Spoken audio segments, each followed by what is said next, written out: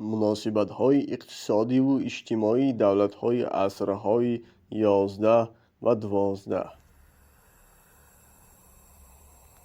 در عصرهای 11 و 12 فئودالیسم به تمام ساحه‌ها پهن گردید. در نیمه دوم عصر 11 نوع زمین اقطاع پهن گشته ترین نمود زمینداری این دور به حساب می رفت. این حالت حال برزگران و کشاورزان را روز تا روز بد می کرد. علل خصوص کشاورزان زرافشان، سیردریا و قشقادریا.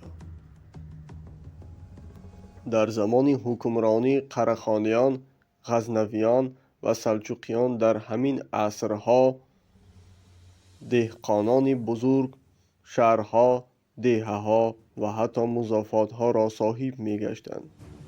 این حال کشاورزان را سال تا سال بد و بدتر می‌کرد. در این دوره کلمه دهقان به معنای زمیندار و یا ملیک بود. از حساب کمبودی‌های زمان سال تا سال شورش‌های مردمی در این دولت‌های نامبرده اوج می‌گرفتند.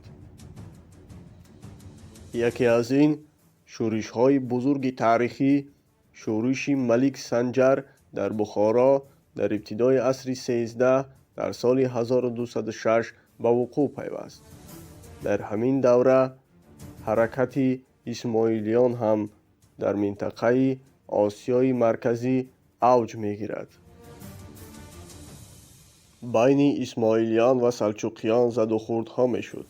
یکی از آن در سال 1092 بود که اسماعیلیان از قلعه علمود در ایران سلجوقیان را عقیب راندند.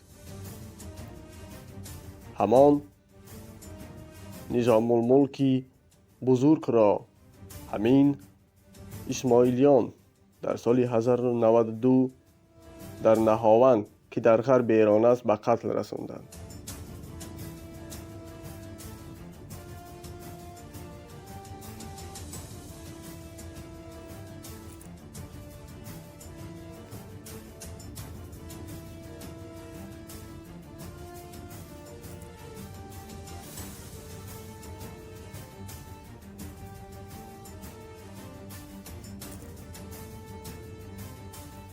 اسماعیلیان که سال 1090 دولت خود را در ایران تأسیس داده بودند، دولت آنها در سال 1256 از جانب مغول‌ها برهم داده شد.